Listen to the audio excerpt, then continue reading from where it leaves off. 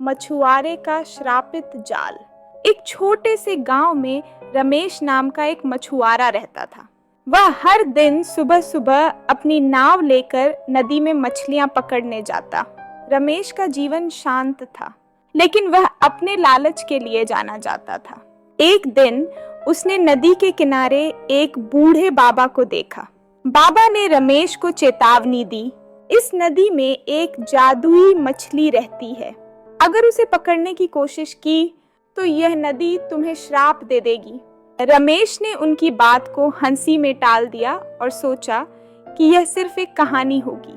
अगली सुबह रमेश ने जाल डालते समय एक बड़ी सुनहरी मछली को देखा। उसकी चमक इतनी तेज थी कि रमेश की आंखें चकाचौंध हो गईं। लालच में आकर उसने मछली को पकड़ने की ठानी। जैसे ही उसने जाल फेंका, मछली फंस गई। लेकिन तभी नदी का पानी अचानक उफान मारने लगा और आकाश में काले बादल छा गए। मछली ने इंसानी आवाज में कहा, मुझे छोड़ दो, नहीं तो तुम्हें इसका भारी दंड मिलेगा। लेकिन रमेश ने उसकी बात नहीं मानी और मछली को अपनी नाव में डाल लिया। रात को जब रमेश घर लौटा तो उसे अपने घर में अजीब सी आवाजें सुनाई देने लगी।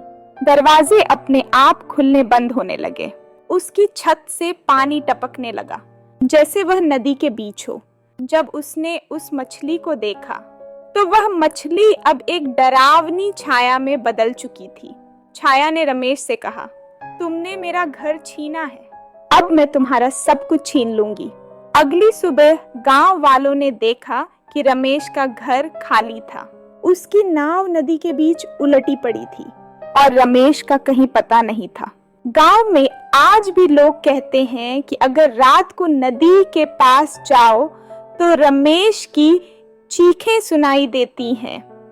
कहते हैं वह नदी का हिस्सा बन गया है, जो हर लालची मछुआरे को चेतावनी देने के लिए इंतजार करता है।